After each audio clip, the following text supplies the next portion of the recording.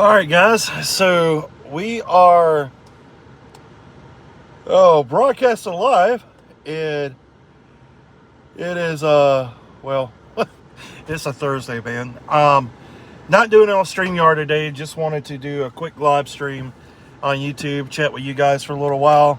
I had a few minutes this morning, so just wanted to jump on here, do our little weekly update, and what's to come on the channel, and all of that good stuff. So yeah, it's been a few months, man, since I've slowed down. It feels like, I mean, since the beginning of July, we've been hard at it.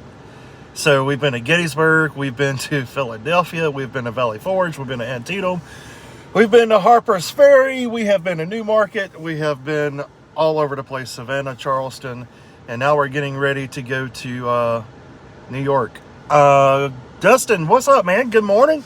Good morning, Josh. Good morning, Dustin. So yeah, I haven't slowed down since July, I don't think, man. It's been crazy. So hopefully everybody's morning is going pretty good.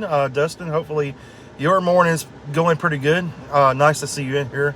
Dustin, a really good friend. We had a lot of fun in Gettysburg for sure. He was rambling around with Project Pass. Those guys had a blast. And Project Pass, the History Underground and Vlogging Through History, has got a really cool live chat tonight with History Chick. You can find out the times and details on History Chick on Instagram. So go to her Instagram page, History Chick, C-H-I-C, if I'm not mistaken, not C-H-I-K, and you can check that out. They got a really cool live stream, a kind of collaboration coming up between all four of them tonight. I'm looking forward to watching it. I don't know if I'm going to be able to. I've got some other things, obligations this evening, so we will see. But hopefully we'll be able to catch it later. If I can't catch it live, or maybe I can stop in. And go check them out tonight. Check out History Chick on Instagram. You can get the details on that live stream between Vlogging Through History, the History Underground, and Project Past. As far as the times and details of that live stream tonight. So go check that out, and that's going to be a lot of fun to catch. Hopefully I'll be able to as well. There's been a lot of cool stuff coming from guys, man. The History Underground's had a lot of cool stuff. Project Pass has been knocking it out of the park with a lot of Gettysburg content and a lot of cool Gettysburg content. His latest video comes from Cups Hill, and man, was it absolutely great. Cups Hill is one of my favorite things to study about the whole action of Gettysburg. So I love anything Cups Hill, and that was just absolutely fantastic. One of my favorite episodes, actually, that he's ran yet, and I say that about all of them, but every episode just gets better and better from those guys, from Project Past anyway. And Dustin was in a couple of videos with him from Gettysburg. So Dustin was running around Gettysburg with him, and they had a good time. I met up with them a little bit in Gettysburg, but we didn't film anything.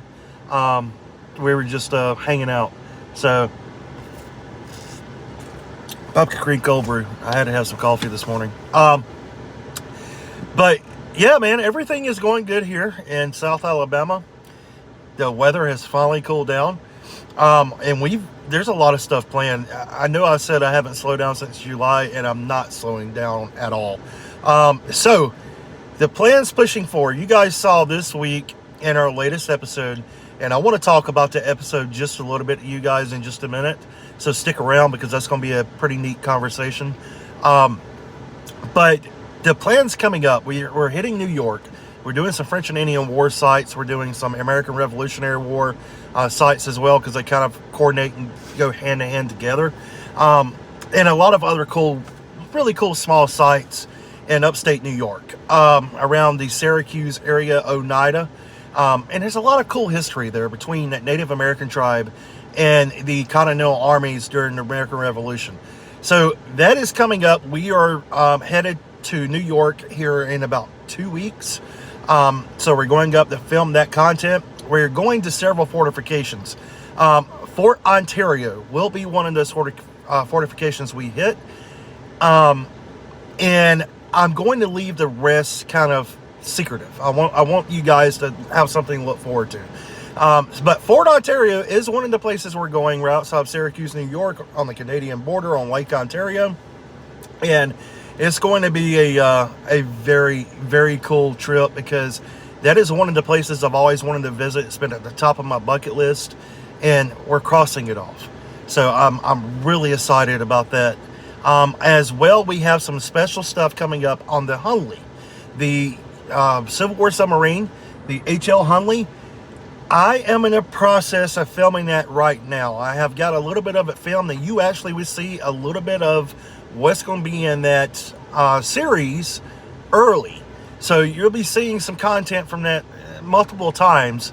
But of course, we got the Charleston stuff coming, and there's some stuff in Charleston concerning the Hunley that I filmed, and I want to bring you a little bit of it. So, but then you're going to see it again in a really cool series on the entire history of the H.L. Hunley, from construction till its demise off the coast of Charleston. And I have a lot of cool connections with the H.L. Hunley, the Civil War submarine, and that's going to be a really neat series to run. We also have some other stuff coming up that we are planning trips for later this year. For sure, later this year, I'm going to some sites in Georgia. There's going to be some World War II content, as well as some Civil War content coming from that area, and possibly some more American Revolutionary War content. So be on the lookout for that. As well as we're planning on going up north at some point. Hopefully, I'm looking at going to St. Louis, Missouri. I don't know when, but there's some really cool sites around St. Louis, Missouri I want to go visit. That's on my bucket list that I want to go see. So that is on a docket, hopefully for later this year. But there's a lot of things coming up, and there's a lot of stuff we're planning on doing. I've got some new content coming on the channel too, some history related stuff that's, reenacting stuff. And for those of you that like the World War II reenacting content, want to learn more about World War II history, there's some of that coming up. There's also some other content coming up that I've been wanting to do. Maybe show and react to some of these other history YouTube videos and content creators, kind of help them get their name out there, and help you figure out channels you may not know about. So I've got some of that planned too, and it's a really good way to just talk history with you guys. But let's get into Savannah, and what did we experience in Savannah in the last episode. And there's a couple of things I want to talk about when I'm referring to. If you haven't seen the last episode of History Savor 1941, you've got to go back and watch it. But we were in a really cool location. It is one of the most historic spots in all of Savannah, and it's almost been lost to history. And what's crazy about it is there's a restaurant there called the Pirate House. It's in a really old home, dates back to early in the Savannah city of Savannah's history. It's a really famous restaurant and tourist trap, but it's a really cool place. But it's one of those touristy traps, we refer to, but it is definitely worth checking out. Food's excellent, but this home and restaurant was said to be a Shanghaiing place during, the times when pirates are coming through Savannah. Well, what they don't talk about is the history on that site prior to, or, other than all of that pirate history. I mean, they just seem to give the emphasis on the pirate history in that restaurant, but they don't refer to anything else that happened there. And as far as historical markers, well, there's a marker for the Trustees Garden. And what was the Trustees Garden in Savannah? The Trustees Garden in Savannah was basically a garden that Oglethorpe's colonists had set up, and they were grow things there, of course, for their survival. But they will also grow things there and test growths for they could see what would work, what would not work. And then they will also grow things they could trade, such as the mulberry trees, which is crucial in the making silk. And they would trade silk to Native Americans and other divisions that would come through there. But the Trustees Garden was set up there early in Savannah's history, And there's a marker there for that now. You can go there, you can check it out. There's a little nice recreation of that garden. That's very cool. I mean, great. I mean, they recreated that garden. It's excellent that they have a historical marker and people know about it. That's awesome. That's the way it should be. But what is not recognized is everything else that happened on that same exact site in that time and later, all the way up through the War of 1812, maybe even a little bit longer. And that was the establishment of several fortifications in that area of Savannah. There were a total of 3 or 4 fortifications that was in that same exact area in the last episode of History Saver that we posted this week. If you haven't seen it, you need to go back and watch it to understand what I'm talking about. But there were 3 to 4 fortifications established there. The British had their defenses for the city of Savannah set up in that location. It was one of the main strongholds for the British during the American Revolutionary War when they held Savannah, Georgia. And people don't know about that. They know about the Spring Hill Redoubt. They know about the Battle of Savannah, but they don't know about that site. And it was one of the strongest fortifications there. And then once the British were sent out of Savannah in 1779, and they surrendered the city back to the American colonists, then the American colonists took the fort back over. And before all this started, Oglethorpe put a fort there when they first founded Savannah. So there's 3 different fortifications, might as well say, in that exact area. Then the War of 1812 hits. They reconstruct another fortification on the site. And it holds out until the end of the War of 1812. And after the War of 1812 concludes, the site is eventually just vacated. But there's 3 to 4 historic fortifications that's in that site during the course of the history of Savannah, and nobody knows about it. Now, how did I find out about this place? And that's something a lot of people have actually asked, is how did I find out about that? Well, to be honest with you, I found out about it by accident. Completely honest, I found out about it about accident. I do a lot of research and reading before I go anywhere to film these videos for you guys. I read a lot of stuff, do a lot of research, do a lot of location pinpointing. But honestly, with this episode that we just put up from Savannah, where it is concerned, I found the site by accident because when I got to Savannah, I happened to be staying right across the road on the riverfront in a hotel. And when we got there, I got out of the vehicle and I looked across the road and I just kind of turned my head sideways. I was like, that really looks like Fort Wall fortifications. It looks like casemates. I mean, this has eerily similar construction to Fort Gaines or Fort Morgan off the coast of Gulf Shores in Dauphin Island, Alabama. So I said, this there's got to be something to this. So when I got up in the hotel room that night, I started researching more on it. And then I found out about the name of the fortification that was supposedly there. And then I started digging more into it. And I stayed up almost all night long digging into the history of this site, going through different literature and different things. And I ended up finding out about all of these fortifications that had been established on that site. So what I did is the next morning, I woke up after a couple of hours of sleep, went right across the street to this place, and I started searching for a historical marker. You can Google historical markers. When I Googled it, nothing come up. So I said, I'll go look, see if there's anything marking this site. There is not that I could find. And the crazy part is that some of the buildings that's still there on that site are existing buildings that was there during the time it was a War of 1812 fortification. So those buildings are still there, but nothing is marked. The trustees' garden markers there, there's nothing concerning the fortifications.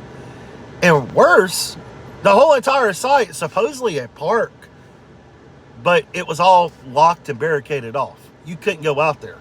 Was there construction going on? None from what I could see, other than a little dryer you saw in the casemate. So why was it locked? I really don't know. There was something that said no trespassing, so obviously it had been there for a long time. And this is supposedly a park in Savannah. How can you lock a park up? I never would have thought that. So luckily I have the drone. I had the drone with me, So we flew, I've got my license and everything. I got permission to fly the drone. And we flew the drone over the site and into the fort wall, the original walls that's there. Now, concerning the walls, I have read multiple things about those walls. To me, and everything I know about fortifications, third system fortifications, things like that, the walls look original. They look original to a War of 1812 style fortification. Maybe later. But they look like an original fort construction wall. The walls that are still standing, which that's really the only portion is what you saw in the video. And I started digging into it, and there's a lot of people who have been talking and researching back and forth on this site about this site, and they're talking about and arguing about if the wall is original to the site or if it was constructed by the Savannah Gaslight Company, who took over the site upon the conclusion of the abandonment of the fortification later in history. Well, it's still debatable. And the reason why it's still debatable is because the history of the site is lost. They know there was fortifications there. They know what happened there.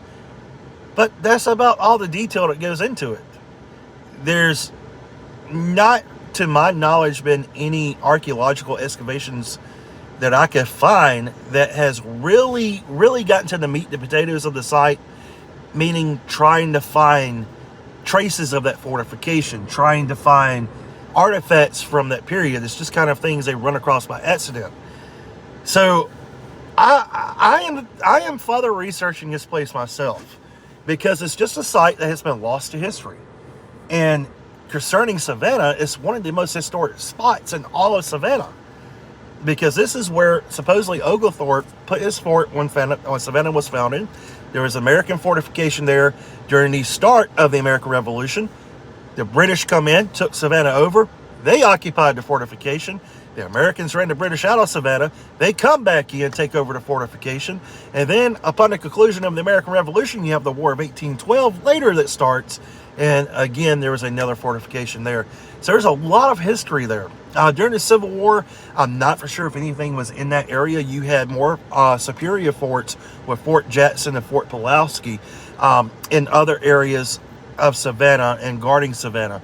So I don't think there was anything there during the Civil War. I think by the time of the Civil War, the place was totally abandoned except for the city of Savannah population. See, Dogface is on. Paul.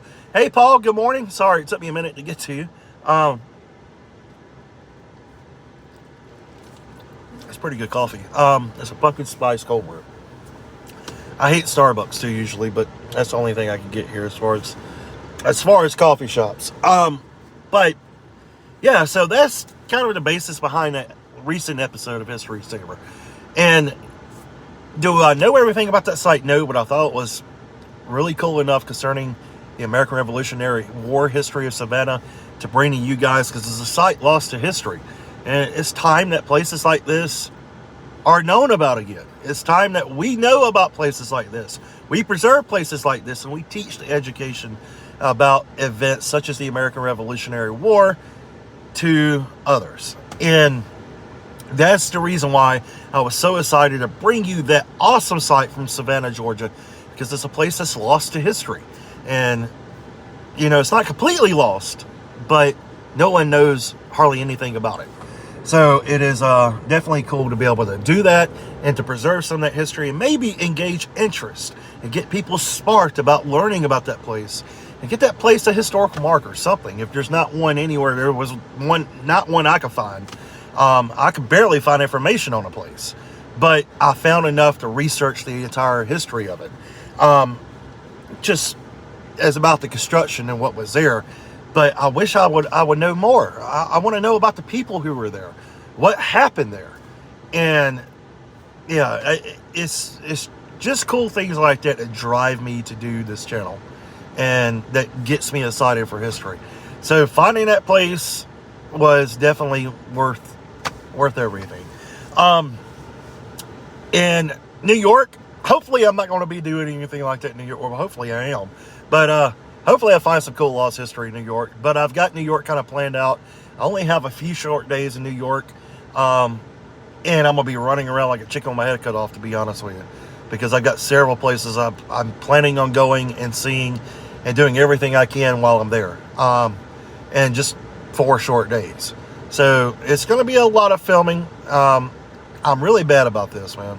Really bad. That's one thing I do to myself. I give myself a small window to fit a lot in, and I am 90 to nothing. But it's a lot of fun. It's a lot of fun. And, you know, I keep saying I got to quit doing that to myself, you know, giving myself such a short window. But you know what? If it brings you guys content, I get to see places, you get to see places, it's worth it. So we'll just run around like a chicken with our head cut off. So, yeah, I'm looking forward to more content, bringing you more content from Savannah. What's next on the channel? What's the next episode you're going to see? Well, it's going to be more content from Savannah concerning the American Revolutionary War. We've got several videos we filmed in Savannah, and then I think we have like 3, maybe 4 videos from Savannah. And then after that, we're headed to Charleston. You're going to see Charleston, a lot of American Revolutionary War content from Charleston, and also some Civil War stuff. So, no, there's going to be a little bit of Civil War stuff pop up. And then after Charleston, you will see New York. And we will be headed to New York. I've got some content from Antietam, Harper's Ferry that you haven't seen yet that I'm bringing to you as well. And we've got some other stuff we're going to be doing on the channel too. Some other, you know, uploads here and there between videos for you guys. To keep you guys entertained and keep you guys with content to watch. I wish I could upload more than once a week. It's just been, kind of rough too. Sadly, New York for us might not work out on our end due to funds, but I also just invite for a timeline that same weekend at Fort Number 4 in New Hampshire. That may be doable. Let me see what I can do about that. But that stinks. Paul was supposed to come and join me in New York, but it doesn't sound like that's happening. Yeah. Dude, that stinks. We'll text later. New Hampshire does sound interesting. So, Bill Syrup Duo. Hey everyone, what's up, buddy? How are you this morning? Hopefully you're having a good day. Thanks for stopping in. It's been crazy, dude. Crazy. So, and I haven't forgot about you. We need to talk later. Yeah, don't worry. I have not forgot about you. I actually thought about you this morning. It's just been nuts here, dude. It's been really nuts. I haven't been able to sit still long enough to even take a poo-poo. But you guys don't need to know that. But anyway, there's so much going on, man. It's a lot of fun. It does get tiring. Last week, I'm going to be honest with you, last week, I had to take a week off. I had to just drop everything and just breathe. Because I have not been able to do that for months now, and I was about to go crazy. I was just tired. I was just tired. It has been just busy. Just picked up a pretty rare Japanese Ariska. Man, that's awesome. Wish I could pick up a Japanese Ariska. Or Arisaka. Ariska. See where I'm at this morning? Arisaka, not Ariska. What in the world, bro? So Japanese Arisaka. Where did that come from? See, there you go. There's how tired I get. But no, this week's better. I took last week off. I had to. Me and the wife went to North Alabama, and I was going to film some content, but I honestly, I got there and I said, you know what? I just need to breathe. I need to breathe. I need to put the camera down. I need to breathe. I need to just relax. And I can send you some photos later. Yeah, do that, man. We need to talk anyway. But I just needed to breathe. And I put the camera down, decided on a fly not to film. And instead, I went shopping. I'm not going to lie to you. I went freaking shopping, man. I found a cool bookstore called Second and Charles, and I picked up right at 20 books, I think. and it only cost me like $80 for 20 books. I mean, come on, you can't get no better than that. So I took last week off completely, and I took a breath of air. You know, I ate some good food. Honestly, there was one day I just sat in a hotel room, man, and I didn't do anything. I just sat there in a hotel room, watched YouTube videos. I think I got on Instagram a little bit last week, but, I was like, hey, forget the editing this week. I just need to breathe. I need to reset my head. I need to reset my body, and I just need to breathe. I haven't did that in a long time. So I took a week off. And I just, did exactly that. And it was well worth it. So, and then this week I'm traveling with the family a little bit at the end of the week. And then I'll return next week and start getting ready to head out for New York. So, no rest for the wicked here, man. Then, of course, Halloween's right around the corner. I wish I could go to Salem, Massachusetts. I bet Salem, Massachusetts is cool during Halloween. Paul's probably been there. That's another bucket list thing. I want to go to Salem, Massachusetts. I think that would be some cool YouTube videos, some cool history videos, filming some stuff about the witch trials. Okay, time to get to work. Have a good one. Talk later. I'll be at the big World War II weekend. Yeah, it sounds like fun. You stink.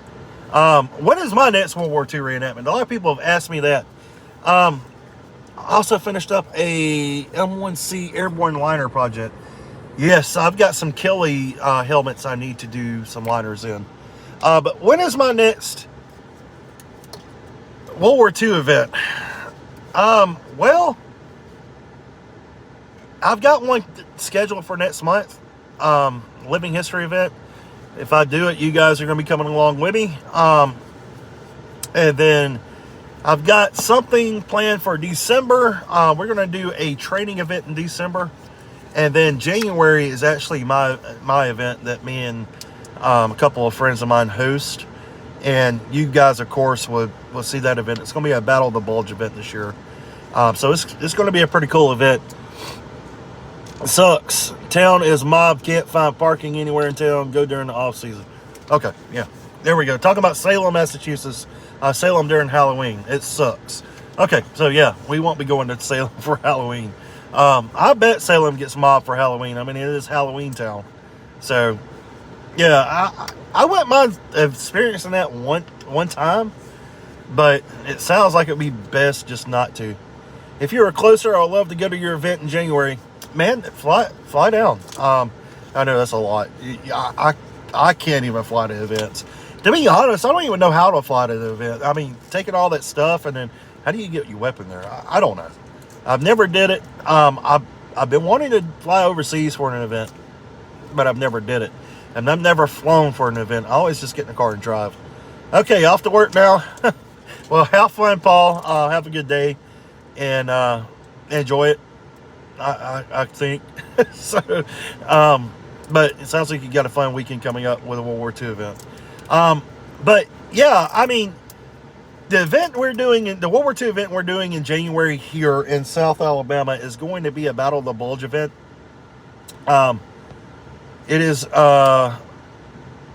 going to be a pretty cool event. It's going to be a public event. I don't know how many guys we're expecting right now. I know it's been getting up there. But yeah, it's going to be a fun event. I will have to keep you updated on my Vicksburg visit next weekend. Thanks for the recommendations. Yeah, man. Keep me updated. If for some reason I clear a day out, maybe I can come over and visit you guys. It's about a 4-hour ride for me, so it's not that far. And maybe I can make a quick trip to Vicksburg for the day, and maybe visit the battlefield some with you guys and go to some museums. I have 5 in the next 2 months. 5 events in the next 2 months. Holy crud, dude. That's a lot of events. Ghost of Sickles Lake, what's up, man? Just stopped in to say hello. Sorry I have to work to attend to and wanted to hit the like button. Keep up the content. Thanks a lot, dude. Thanks a ton. Your support means a lot. You've been very supportive here on the channel. Thank you so much. Thanks for stopping in. I know it's in the middle of the day, Thursday. It's not ideal. But Hey, you know, I kind of do these live streams sometimes spur of the moment. I'm sorry I don't give you more notice, guys. It's just sometimes I'm just like, hey, I got a few minutes here. Still live stream. I just ordered 1,000 9mm blanks this morning. Holy crud! You know, if you're into reenacting already, if you're a reenactor or you're thinking about getting into reenacting, people often ask me, you know, how do I get into reenacting? How much does it cost? To be honest with you, and I'm not going to lie to you, it does cost a little bit. There are ways to supplement your costs a little bit and to do smarter decisions than others. Ordering right now for World War II Impressions. I love World War II Impressions, but there's a company called World War II Impressions who's probably one of the biggest supplier of World War II reenactment, especially U.S. stuff. And I'm not ordering anything for World War II Impressions right now. You know, I went on there last night looking for an M41 jacket, which is basically your tan looking jacket. And it was $350, something like that. That is absolutely insane. The quality of World War II Impressions is great. Don't get me wrong. It's absolutely great. You get what you pay for, usually. But that's a little pricey, man. And then their wool shirts, M1937 wool shirts, that, you know, is for US GI impressions. Your basic wool shirt that the US GIs were issued was $100 and something. And then the trousers were $200 and something. I mean, it was crazy prices. It was crazy prices. So I highly recommend What Price Glory right now at the moment. And at the front, don't knock me. If you can afford World War II Impressions, go for it. Because I love their stuff. But man, their prices are insane right now. And I don't know why. I really don't. But most groups can help get you started with loaner gear and uniforms. Yeah, most groups, you know, including myself, I have loaner equipment, uniforms, even weapons that I loan out to people. Friends that want to come try it out, see if they like it before they go and spend a bunch of money on it. And just about all groups has a reputation, a good reputation, will have something like that set up and have someone that is willing to do that. So if you're interested in trying it before you go out and spend all this money and see if you like it, you know, yeah, there's guys out there and groups out there that would give you loaner equipment. But I'm not going to lie to you. It is pricey and it doesn't get cheaper. I mean, this stuff breaks. You have to buy new stuff. You have to buy different things for different events sometimes. But the number one thing that's pricey right now for me is the blanks. Blank prices, especially for M1 Garand blanks, are horrible. Horrible. I mean, right now it's averaging a little over $1 a round. $1 a round for a blank? Come the frig on, dude. Come on. That's stupid. And I order all of my blanks from the same place. I always have, because I know them. I trust their blanks is all I've ever used, and that is Atlantic Wall. I use strictly only Atlantic Wall blanks. That may be about to change. I'm scared to. And here's the reason why I go with one really good reputable blank company. Because, and this is an example of what can happen when you get the wrong blanks and blanks that are not good, is about a year and a half ago, one of our buddies that's in my unit, you know, he got blanks for his M1 Garand, and he bought them off of eBay. Really good price. You know, I couldn't blame him for snatching them. But he bought these blanks off of eBay, and in the middle of our tactical, you know, I'm noticing every time he fires, it's just hellaciously loud, dude. Just hellaciously loud. I'm like, dang, there's some freaking high power blanks. And finally I go over to him like, dude, that's a little loud. I'm like, you sure you got the right blanks? It's like, yeah, I know what they are. They're, you know, okay. Well, a few minutes later, his rifle, the back end explodes. And, the blank basically blew off the back of his rifle. Ruined an original M1 Garand. So that's the reason why I don't use blanks if I don't know where they come from. If you ever want to do a video on getting into reenacting, let me know. Yeah, that is a possibility. We could actually maybe do that.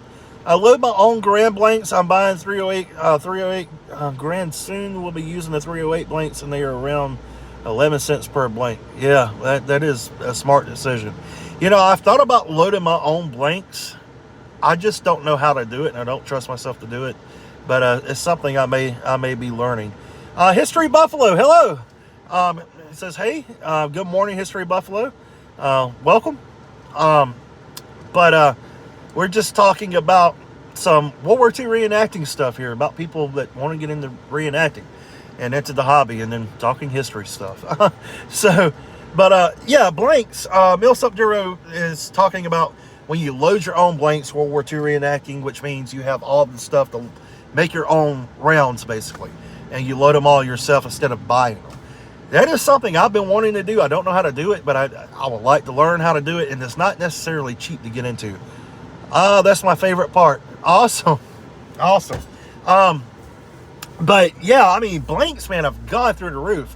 But a 308 Grand at 11 cents per round, as opposed to right now it is $1 per round for regular M1 Grand blanks. That sounds great to me. Sounds great. Like I said, I bought all of my blanks from a company called Atlantic Wall, and yeah, right now prices are outrageous. So if you're thinking about getting into World War II reenacting, well, just be ready, because it's not only the price of uniforms, the price of equipment, the price of your weapon, the price of your boots is going to run you a good $250, $300. Just to give you a heads up, if you're getting boots that's actually going to last you, that's what it's going to run. And do not go cheap on your boots. I made that mistake when I first got into reenacting many years ago. Yeah, because I was a broke college student. I didn't have much money to play with. So, you know, I went cheap on my boots. They lasted one event. You do not want that happening to you. Go ahead, drop the $250 on your shoes. I load all the ammo for all your guns. I love reloading. It's so relaxing. Yeah, I would like to do that too. It does sound relaxing. It's just time, man. Time for me. Time is one thing I don't have a lot of anymore. So that's one thing I'm lacking in right now, is time. And yeah, planning and all that stuff, man, everything gets in the way, it seems. A lot of people ask though, the M1 and Grand ammo clipping, I assume that, there you go. That's it. That, you know, iconic bing, you know, man, I love that sound. It's my favorite sound in the world. Yeah, that's exactly what we're talking about. But a lot of people ask me, and I get this question over and over again, if I want to get into reenacting, World War II reenacting, how do I buy my uniforms, or where do I get them from? First of all, know what unit you're joining up with. Find you a unit first, so you're not wasting money, basically. And if you're doing U.S. Army, you're pretty safe to go ahead and buy the most basic enlisted man uniform there is, which is the M1937 wool uniform. Wool pants, wool trousers, service belt, and then your overseas cap, your Barrett's cap, whatever you want to call it, and your Jeep cap. And then your M1 helmet, and then your pack set, your M1 Grand belt, your first aid kit, your canteen, and don't forget a mess kit in fork, spoon, knife. I mean, everyone seems to forget that when they get into reenacting, though. Most people leave them home. Yeah, your mess kit, dude, you can't eat without a mess kit. It gets super bad when you are like in 4 groups and they all are different. I have 3 different uniform setups. That's when it gets crazy expensive. Yeah, that's the same for me. I've got so many different impressions now, and I've recently said, you know, I'm just going to do our unit that we run and focus on it. So I'm backing off of that now, but it got crazy expensive for me too. Exactly, I made that mistake by buying an M40 German tunic that said they used the M43. Yeah, I mean, and that's the reason why History Buffalo, and you know, if you guys are watching, you're interested in getting into it, that's the reason why everyone stresses, find a unit first. Because you don't know what to buy unless you find a unit first. Now, if you're doing U.S. Army, You are safe, I would say, to go ahead and get an M37 uniform because everyone had them. The wool pants, wool shirt, wool trousers, and go ahead and snag you an M41 jacket too, your M1 helmet, your M1 Garand belt, your haversack, your mess kit, fork, spoon, knife, and your canteen and first aid pouch, and your boots, and get leggings. Do not buy double buckle boots starting off because they're not correct for anything but late war. So you really want your service shoes, your rough outs, and your gaiters, the the things that's a pain in the butt to put on. If you're doing U.S. Army reenacting during World War II, that is your safest uniform. You can go ahead and buy that. Airborne units is where it gets different. I do both 101st, 82nd. The two uniform setups completely different. Yeah, if you're wanting to do airborne for U.S. Army, yeah, I feel for you. I tried to do airborne one time, and I said, the heck with this, because airborne, and everyone wants to do this. If you're getting into World War II reenacting, of course, they've seen Band of Brothers. They've gotten the Band of Brothers, as I like to refer to it, the Band of Brothers crack addiction. I was guilty of it. I mean, Band of Brothers is what everyone loves. If you're into World War II history, you can't love World War II without loving Band of Brothers. So everyone wants to do 101st or 82nd. There's nothing wrong with that, but I was guilty of it too. And when I started buying the stuff for it, I said nope, because it got crazy expensive. When you're looking at doing an airborne impression, I want you to realize something. Take whatever price was going to be your original price to get into World War II reenacting and triple it. Because that is the absolute God's honest truth. If you're going to be doing it right, you better triple your price, your starting price. Because you're looking at getting the regular uniform, the jumpsuit, a special helmet with a special liner, and you're also looking at getting everything that goes on that uniform. Musette bag, haversack, musette bag, haversack's going to be switched out, and then you've got your gas mask stuff, and you've got all of your equipment that's supposed to be, it gets crazy. It gets crazy. And the two uniforms for the 101st and 82nd are completely different. They had completely different jump uniforms. Like Millsap Duo said, it's really stupidly expensive.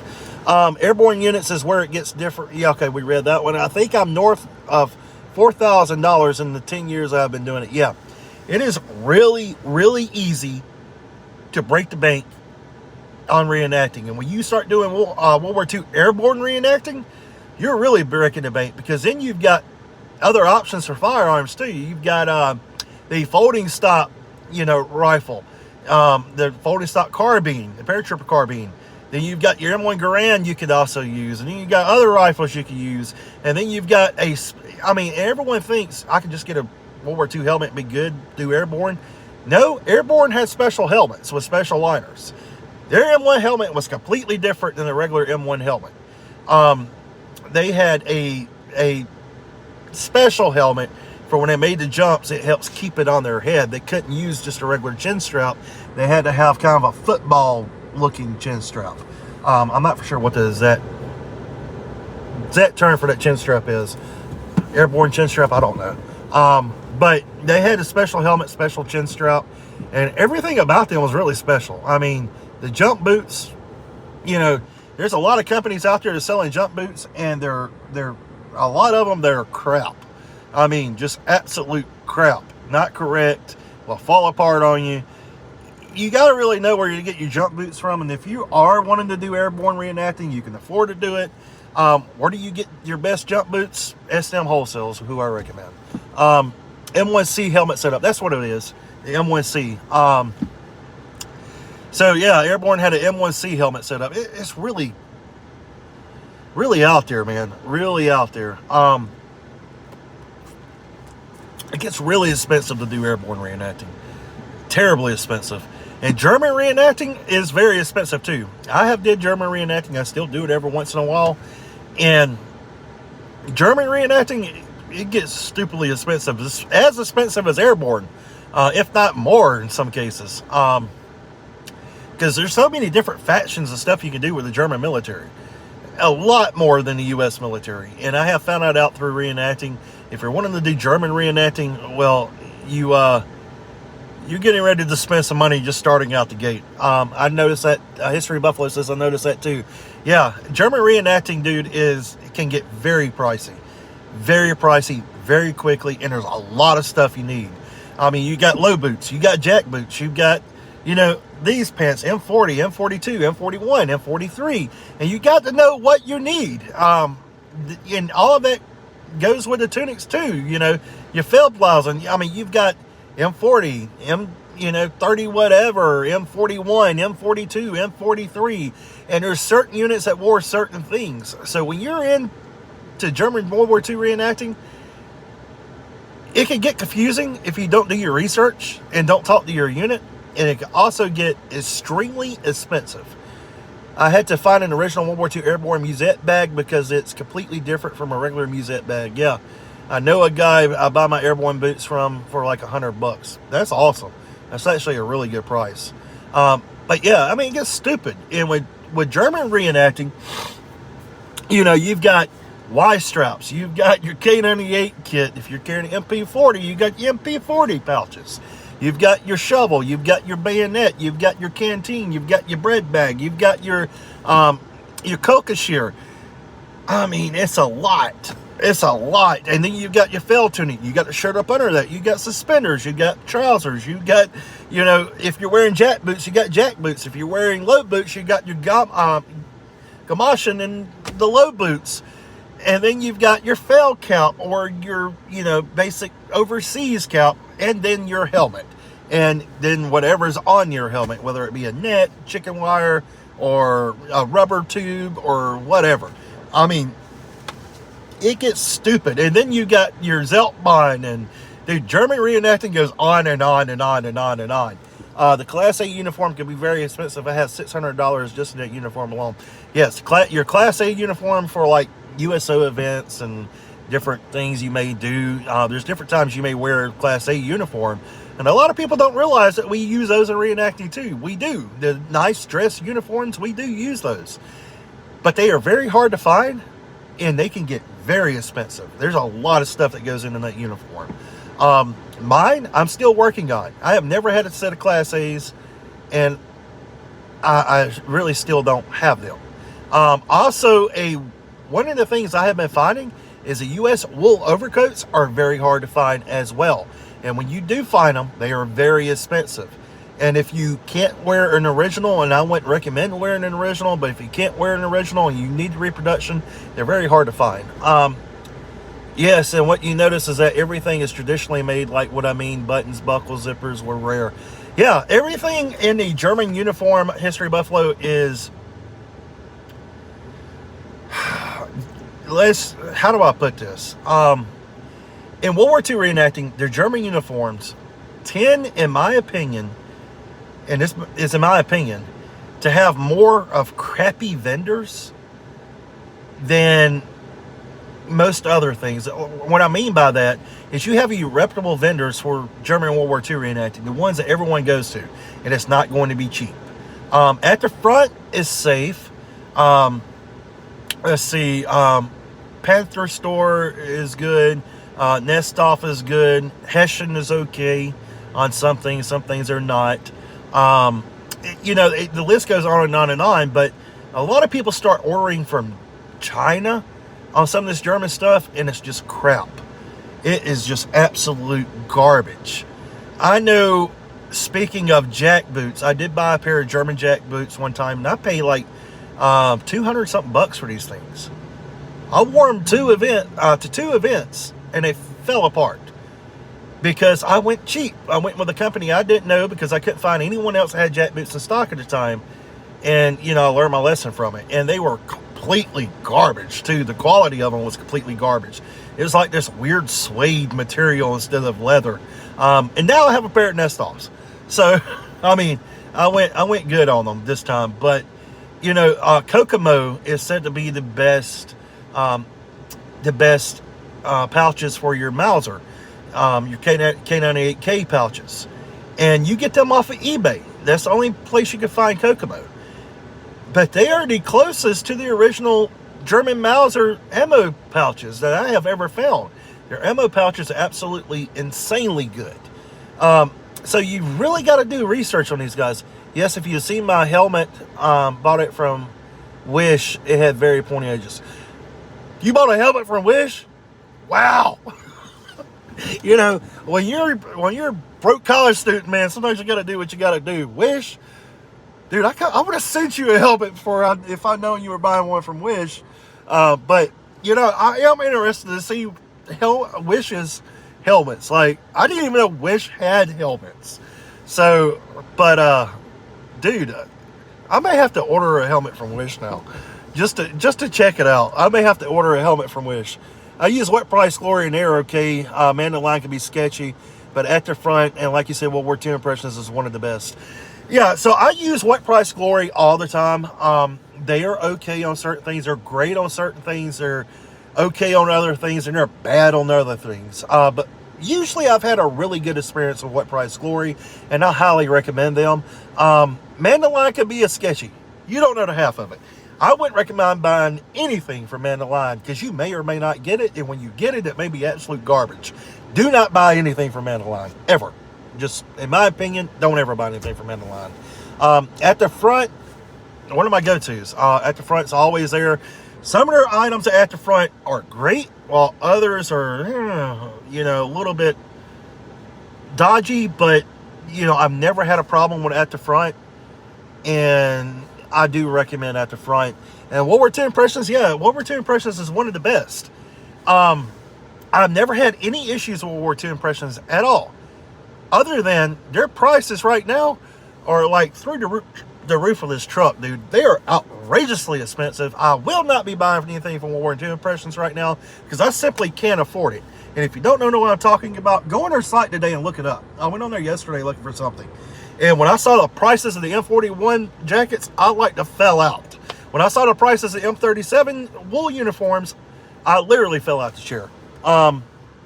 Don't worry, I restored it to look more like an original. Yeah, and that's something else you can do. Sometimes when you get these crappy items, you know, there's things you could do to them to save them. It's just, I don't think people want to take the time and effort to do that sometimes, but not everyone can afford the really nice stuff in the hobby, you know, and I'm not going to knock someone for that at all. You know, somebody's new to World War II reenact, and that's one of the things I run into and I have a problem with, is that, you know, yeah, we all scream about historical authenticity. I'm not going to lie, as reenactors, that's what we do. We scream about historical authenticity. We tend to crucify people who look like garbage. And I used to not be the best at it either. I wouldn't go up and talk about anybody or tell anybody that. But, you know, I would sit back in my chair and look at me like, oh, his impression is horrible. I got out of that. I was guilty of it. I'm going to admit my faults. And that's one of the things many years ago I was faulty at doing. And now I'm older and I've been around a lot more. And the thing is that it can get expensive. Not everyone can afford this, but they want to do the hobby. That's the biggest thing, is that people are interested in World War II and they want to reenact. We're already such a small family as it is. Why scare people off? You know, there's some that don't need to be in reenacting. I mean, but there's people out there that are coming in reenacting that actually want to do it, but they can't afford everything that's nice. So help them out. You know, if I've got extra stuff I don't need and I could part with, sometimes I give people stuff. You know, this stuff isn't cheap, but I have no problem giving something that if it's someone I can tell they're trying to do the right things, they just can't afford the stuff. Maybe they're college students, you know, maybe their situation isn't as great as mine. You know, if it's something I don't need and it's just going to lay around and collect dust, dude, what's that going to do good for me? Yeah, sure, I could sell it, make a quick buck off of it, but it's worth more to me if I know I can give it to somebody who's going to use it. I gave a stretcher to a guy at our last event, you know, a World War II stretcher, because he was getting into as a medic in World War II reenacting, young college kid, and He didn't have much. He had his basic uniform, and what he had was really good. He put a lot of effort into it, and he had been looking for a stretcher for months and couldn't find one. I gave him one because what in the world am I going to do with a World War II stretcher? I don't do medic. And sure, I picked it up because it was a good price, and I said, hey, maybe it'd be nice to sleep on, but, you know, I got a cot. What do I need that for? So what am I going to do with a World War II stretcher? Sure, I could get $100 out of it maybe, but you know, it's worth more to me to have someone be able to use it. I could sell it to somebody for $100 that's going to sit in their closet, collect dust until it passes on to the next person and completely rots away.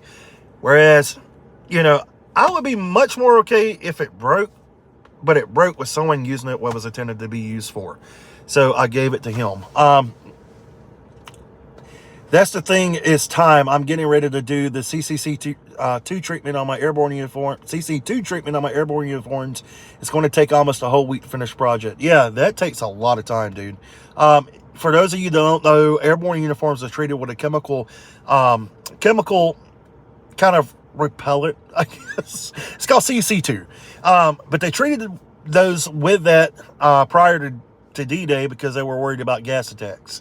And yeah, it gives a uniform a specific look, especially the young generation. Yeah, of course. Yes, exactly. Yeah, I mean, this hobby is expensive, man. So, yeah, just have a little grace, I guess, is the best word for it. Have a little grace, and you learn from your mistakes, and just don't be so quick to judge all the time. You never know what someone's situation is. And, you know, I run across reenactors all the time who would just come up to guys they don't even know, like, hey, that butt stock's wrong. You really don't need to be using that rifle. Not everyone knows that. And not everyone can afford the right butt stock. I was fortunate both my father and I got into it at the same time. Yeah, I mean, it always helps too. When you got your dad and yourself getting into it, I mean, you've already got two people in the same household, and especially your dad helps you buy stuff, right? I mean, that really helps too. Excuse me. But, you know, it's a fun hobby. Not everyone is going, as a new reenactor, I know a lot of guys I've talked to that's new reenactors, I've had a lot tell me the same thing, that they've had people just absolutely turn them off of it. By stuff they say to them at reenactments about stuff being wrong. You know, I've been in an event before, and I've been doing this a long time, and I was in an event last year, and I had this dude come up to me, and he goes, hey, you got the wrong buttons on that uniform. Huh? You got the wrong buttons. They're the wrong tint of color. I don't know where you bought them reproduction buttons, but you need to get rid of them. Okay. One, that's a new one on me, man. Two, why in the hell are you paying so much attention to my buttons? You know, sorry, let's see, truck cut off. But, you know, that's the honest to God truth. Like, that just told me he was a guy out there looking for something wrong, trying to find anything wrong. Those people, I'm not going to give the time of day. I mean, if it's legitimately something I'm doing wrong, and it's a big thing, I want to know about it. But, you know, I asked him, and I did ask him, I said, how did you come to the conclusion that it's the wrong color? Like, I really want to know, you know, so I can fix it if it is. I don't know, they just look weird. Okay, well, that's not telling me much. So, let's see, we're trying to reconnect here. Looks like we lost connection. Let's drive forward a little bit. There we go. We lost connection for a minute. I don't know what happened. But Mil Septuro, going to jump off. Shoot me a message later whenever you want to talk. We'll do so, man. Yeah, I mean, have a little grace and a little respect. I mean, if you see someone doing something wrong, offer them help. Don't go up and start jumping off at them. I mean, that's not right, man. But anyway, it is what it is. So guys, I think I'm gonna jump off here too. We've been on here for an hour. We've been on here long enough, and I've got some stuff to do. So I'm gonna jump off here. Thank you for joining me. Thank you for chatting. I can't wait to get up with you guys later on and do this again. So anyway, thank you for all of the support on my channel. Don't forget to subscribe, like the video. History of Buffalo, all right? It was a lot of fun. Thank you so much, man, for joining us. We'll see you later on. Feel free to comment, send me some messages, email, whatever, and we'll see you guys on the next one. So we're going to get off here. We're going to continue with the day. You guys have a good day, and if I don't talk to you before, a good weekend. And keep preserving history. We'll see you soon.